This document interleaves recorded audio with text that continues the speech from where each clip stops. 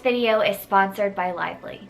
Hey guys, welcome back to my channel. So in today's video, I'm going to be sharing a ton of different things with you guys. Mostly it will be on normalizing breastfeeding and also tips and tricks for breastfeeding. I've been wanting to do a video like this for probably like 2 months now. Anthem is 4 months now, so I feel like I've gotten past that breaking point of just the struggle in the beginning to nurse. But I'm just gonna share with you guys what works for me, and so let's go ahead and get started. I am first gonna tell you about this company that I adore. When I am looking for clothing companies and lingerie companies, I want something that's gonna be affordable and that's gonna be comfortable and stylish. So I discovered this company called Lively, and so I got a couple of their bras and I just want to talk about it really quick. They have bras that are first off affordable and they're so comfy. The ones that I ordered, none of them have underwire, but they still give you support, so I love that. And also they have a range from sizes. They have a size 32A all the way to a 44 triple D. So they have so many different selections. Lively is lingerie inspired by activewear and swimwear for all women of different sizes, taking on the elements of high style and ultimate comfort. So the cool thing about Lively is that it was started by a former Victoria's Secret employee who wanted to redefine how bras were sold. And so I think that is so cool that she started this. So all the bras they have are $35 and then they go down from there, and they have 50 different selections of sports, maternity, busty, lingerie, regular bras. They have so many different options. So this one is one of their wireless strapless bras, which I need these all the time for my clothes and stuff. And I also love how easy these are to nurse in. I am not one to go to nursing bras. I feel like they just aren't for me. Sometimes I'll wear them, but for the most part, I like just regular bras. And so it's really hard to find a bra that is comfy. And I got one of these bralettes to wear at night because I'm supposed to sleep in them at night for nursing. It's very thin and really, really comfortable to sleep in. And I'm also wearing another one right now that actually has a really deep cut, and it's just a regular strapped bra with a low cut, and I love it so much. It's the same price for any size bra, so from 32A to 44 triple D, they're all the same prices, so it doesn't matter what size you are. Another thing about these bras is that they're super, super soft, and they have this sheer lining on it where it's really cooling. It's not so thick and heavy. Just with the summer this past year, it has been so hot, and it feels light and airy, and I don't have to worry about having this just heavy, chunky bra on. All right, guys, if you want to join this community of smart, strong women, I have a discount code for you guys down below in the description box. So go ahead and click the link and you can get $10 off your next purchase, which is an amazing offer. So don't forget to go check that out. And let's go ahead and get into the rest of our video. Normalizing breastfeeding. I am so excited to talk about this because I feel like so many people are just assuming and judging and just do a ton of things that they don't really understand.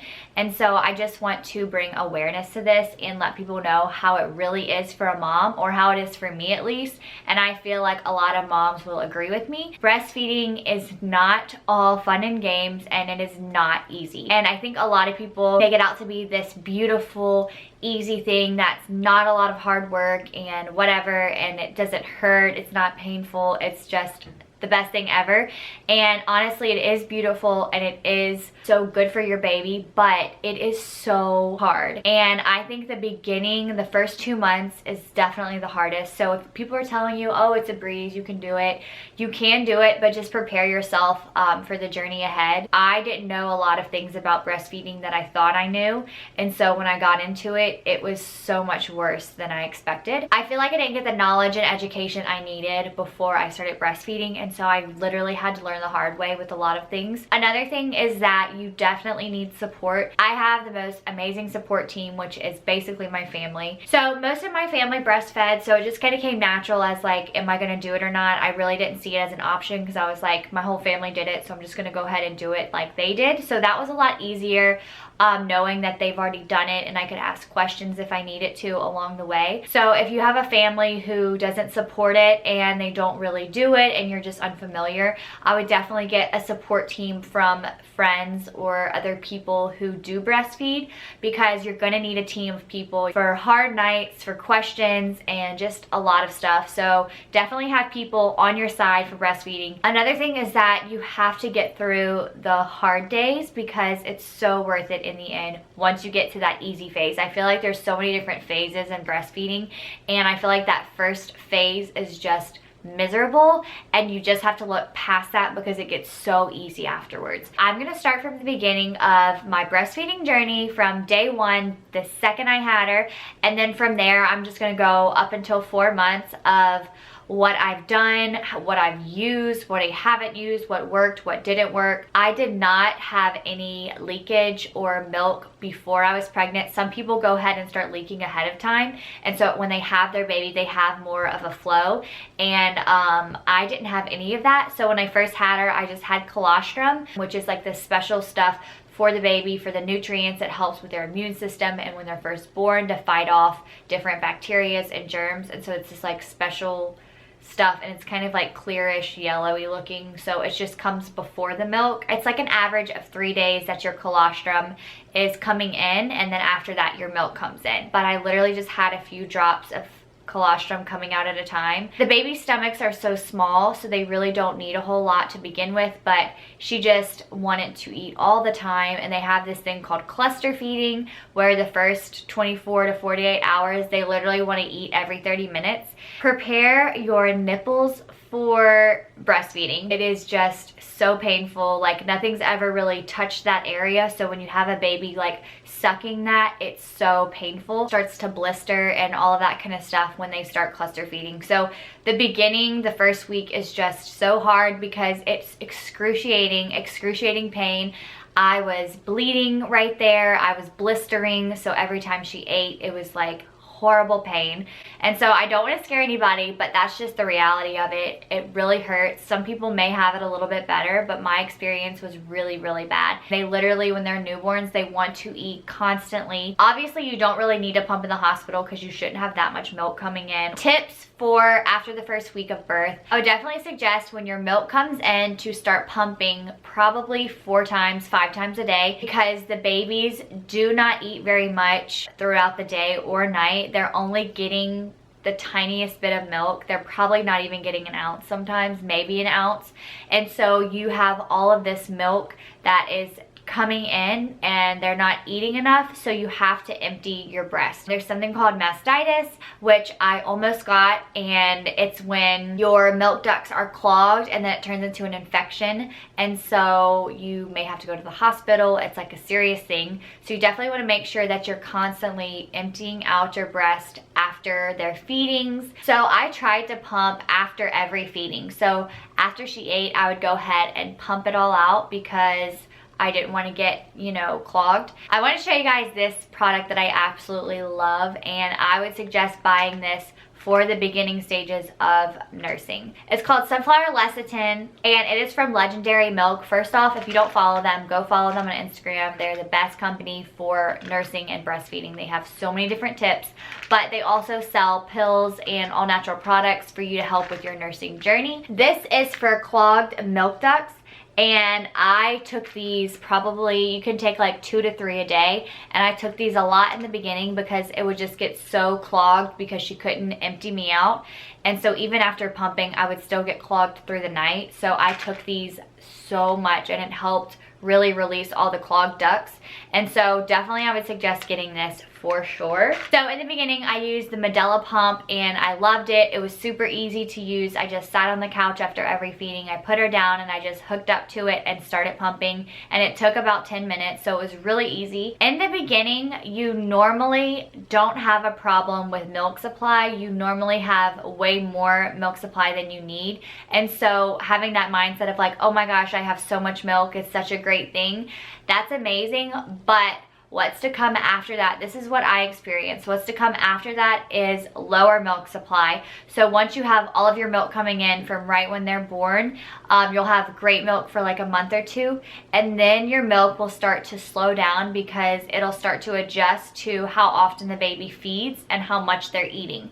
And so if you're not pumping, you're gonna notice less milk supply. So you definitely wanna make sure you keep pumping through that, because you want to make sure you have enough milk. And my goal was to have a freezer full of milk by the time she was 1, and so I definitely wanted to store milk. That's another thing. I did not do a lot of bottles. I have only given her maybe like 3 bottles, and she's 4 months old, and so I didn't do a lot of bottles. I went ahead and got the Medela hand pump, which makes everything so much easier because I was getting really lazy with pumping. I actually kind of stopped for like a week and my milk supply went down, so I noticed I had to start pumping more. And so I can do this in the bed, I can do this in the car, I can go anywhere and do it. It's so easy. The only downside is that you can only do 1 at a time unless you got 2 of them, but I like to have at least 1 hand free when I'm pumping. So basically you just attach it and then you just press it like this and it pumps it.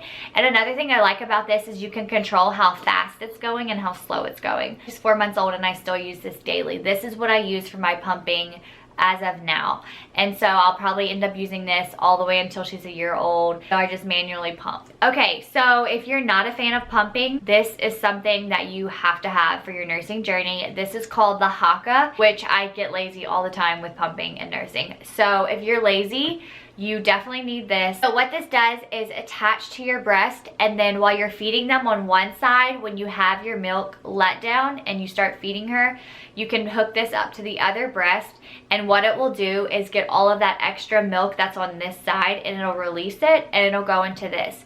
And so you're not having to empty out after your feedings. And so this helps get all the excess and all the extra stuff that just stays clogged up in there. This will get it out. Once you buy this, there are some videos on their Instagram for it and there's directions to it. Read the directions because it's a little confusing. Make sure you read the directions. That's all I have to say. I'm not going to show you how to do it now. That another good thing is when you're traveling, you can bring this with you if you don't want to have to bring a pump, and it works, and you can actually even pump it yourself. So if you need it to pump a little bit, you can kind of like pump stuff out. So this is amazing. I'm going to go into food and drink and what helped me keep up my milk supply and what is helping me currently keep up my milk supply. Water, water, water, water, water. I'm going to say water all day long. That is one of the main things you need to be drinking when you are nursing. I try to drink over 100 ounces a day, but I feel thirsty all the time. When you are nursing, you are going to feel thirsty 24/7. Through the night, you'll be drinking water. I swear to you, it's insane. So water, and then another thing my friend told me is blue Gatorade. I loved coconut milk. I still love coconut milk. I love drinking it. I had to cut out all dairy and soy because I was bothering Anthem's stomach. So you don't have to have cow's milk for your milk supply. People think you have to drink milk in order to get milk, but you really don't. So that's a myth. But you could try those other things, coconut milk, coconut water. Those are really hydrating, and so those are really great. Don't drink too much Gatorade because there's a lot of salt in it, so it will dehydrate you, but it does have electrolytes, which is good for you. So there's like benefits to it. So as far as food, I really cut out dairy and stuff, so I didn't do a lot of cheeses or butter or anything. But what I did do and what I crave the most, and I still crave, are carbs and actually meat. So I ate a burger and fries pretty much every day for maybe 2.5 months, and then I kind of got sick of it, but sometimes I'll still eat it. And then also I was eating pancakes and waffles every morning with a lot of syrup. I noticed that syrup gives you a really good supply, and then my grandmother and aunt told me that, so I just like have syrup on everything. And then I'll show you guys a trick. I do waffles and then I do coconut oil on my waffles and then syrup on top. So instead of using butter, because I'm not doing dairy, I'm doing coconut oil, which is giving me still enough fat, and it helps with your digestive system and stuff, so that's really good. And then a lot of veggies I had to cut out because of her stomach, and beans and stuff that's really gassy for her. So when you're eating foods, you have to really make sure you're not eating gassy foods because you will pay for it later when they're screaming. I'm not really big on fruit. I eat like bananas and stuff, but I'm not really a big fruit person, so that wasn't really an option for me because I didn't really crave it, and I still don't really crave fruit a ton. So they say citrus is not the best when nursing. I don't know why, but I just kind of follow it. I think honestly, every person is so different, and you really have to just maybe go through a little bit of trial and error to figure out what works for your body. And I know people crave different things while nursing. So honestly, what I'll tell you is eat your cravings. If you're craving something, your body's more than likely wanting it for a reason. But honestly, I'm not eating healthy at all for this nursing journey. I'm eating whatever I want because all I want is a good milk supply. That's all I care about right now, is for me to have the fattiest milk and the most supply. So I'm eating everything in sight, and after I'm done nursing, I'll go back to my regular diet. But right now I'm just focused on getting Anthem strong and healthy and fat. So I can't really think of anything else. My best suggestion is just to Google everything. If you have any thoughts, I mean, I always think about things late at night. So if I have any thoughts at night, or if I have questions, I'll start to just Google everything. And normally Google has answers to everything I've had questions on.